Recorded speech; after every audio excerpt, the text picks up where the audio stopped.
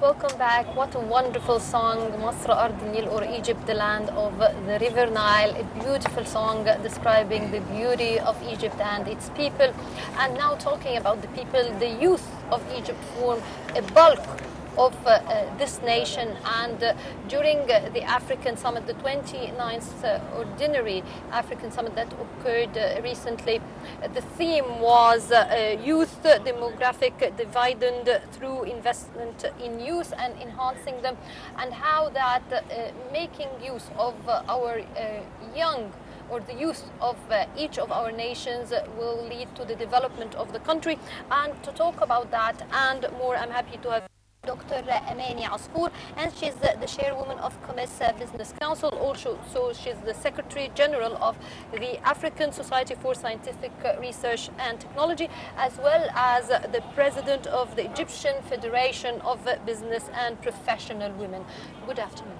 Good afternoon. Many titles, Dr. Amani. But they all goes to the same goal, which is empowerment of our people, including women and youth. Okay.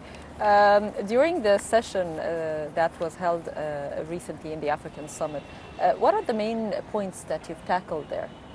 Well, actually, the African Union Summit this year theme is harnessing the demographic dividend and investment in youth. Yes. And actually, there are three pillars that are based on it, which is about the first pillar is entrepreneurship and education. Mm-hmm. The second is actually health and well-being. The third is governance and youth empowerment.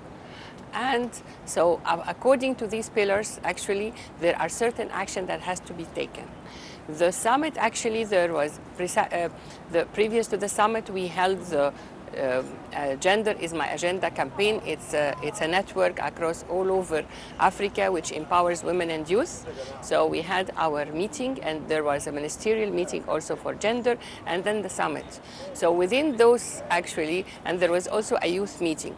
So within all these activities, the main theme, the main target actually was, what is the roadmap for economic empowerment of Africa, for reaching our aspiration of the Africa 2063 development agenda, which is a prosperous, peaceful, powerful, integrated, intellectual Africa, driven by the citizens of Africa. We all know that Africa, actually, even here, more than 60% of its population, which is our youth. So how actually can we invest in youth?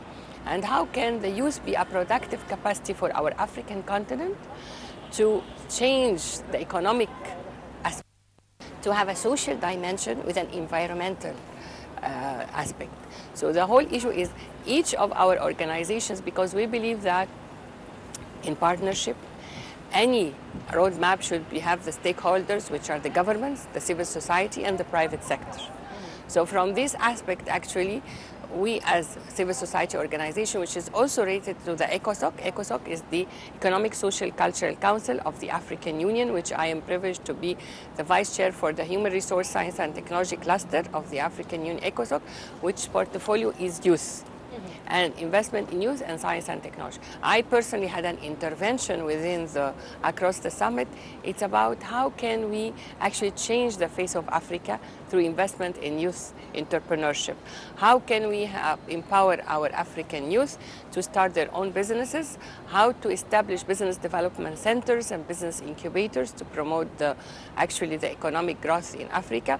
How can we target our youth across Africa and make exchange programs in order actually to promote the entrepreneurial culture? And how can we in Egypt use our scientific expertise, and we have a lot actually of scientific research centers across Africa, use this scientific experience to transform and add value to our raw materials in Africa. So the whole aspect really is how to invest in human resources, including youth and women, and invest in scientific research and technology to change the whole of the African continent. Now, that's a lot of topics. So what were the most important recommendations? Well, actually, according to what we did at the several summits, and also according to the youth summit that was actually done in Chad with the presidency of the president of Chad, who already said the recommendation during the African summits and during the heads of states meeting, there was several issues that we need really to target on. The youth actually is a huge productive capacity. So in order to do that, we really have to promote, as we said, it depends, I call it the triad of empowerment, on 3 pillars.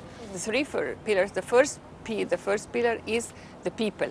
How can you train the youth, the women, build their capacity, establish training centers, a business development center, education? How can you empower the people to be confident to start their own businesses? How can you really make them be aware of what opportunities are present in the whole continent? The second P is the policy. What policy in place does the government has to put in order to empower our youth and women? With reference to education, what education and curriculum is done for them.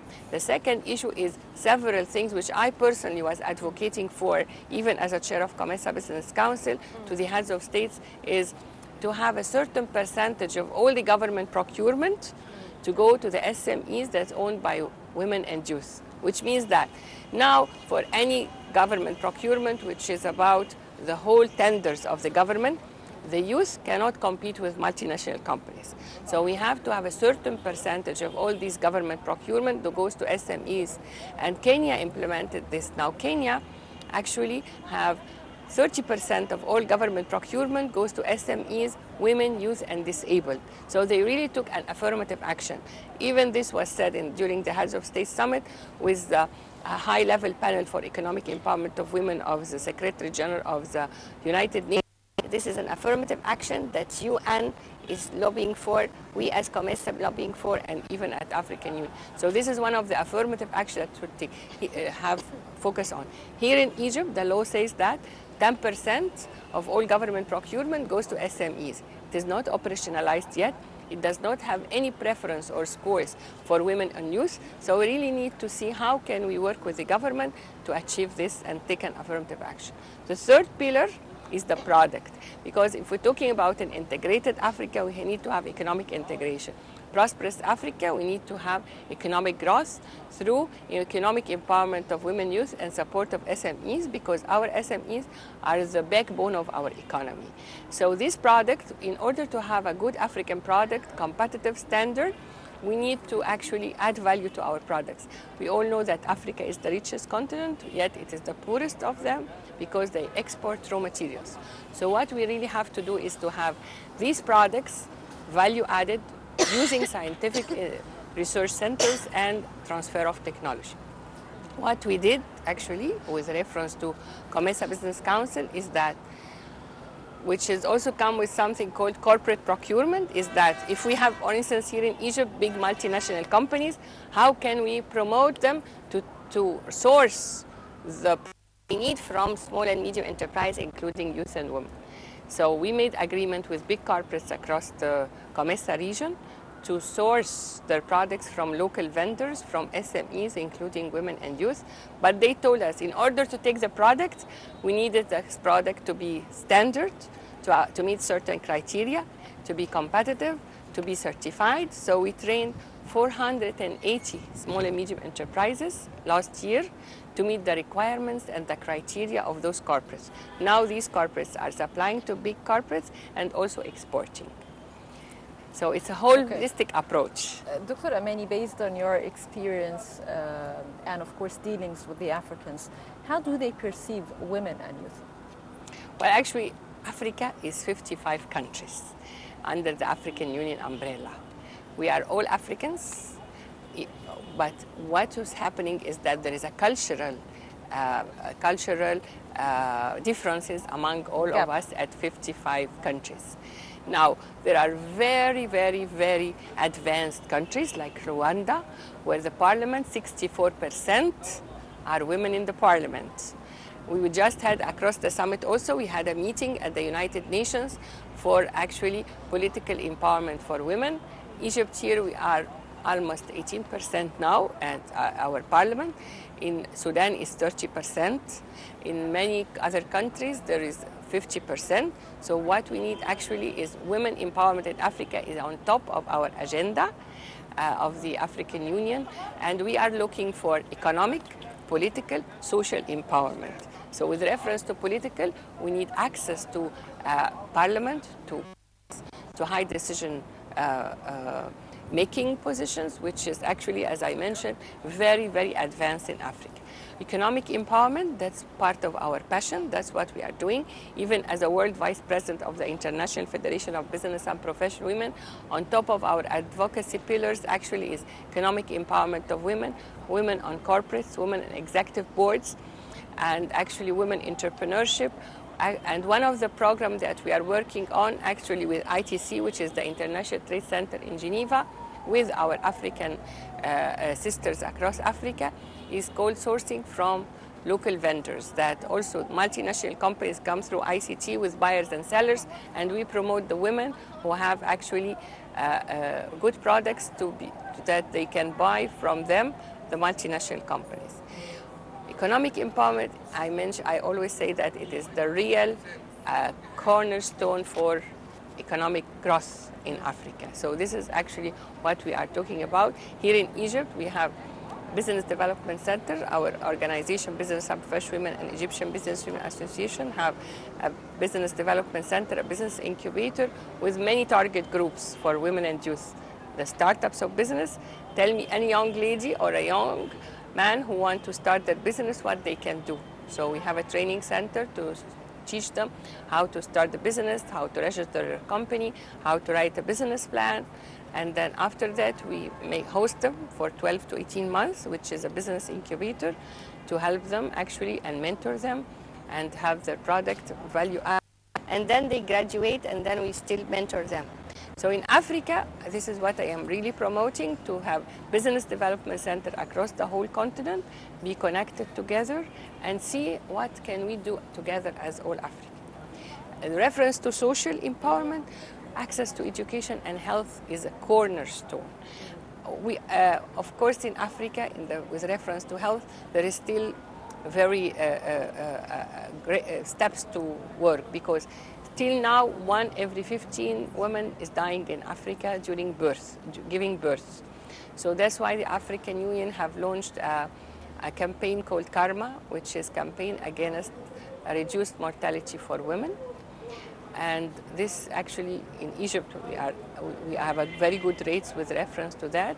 But the whole issue is how all of us in Africa work to achieve the Sustainable Development Goals, which is the 17 goals the United Nations has put together, which is ending poverty, ending hunger, good health, quality education, women empowerment, gender equality, sustainable growth, decent work.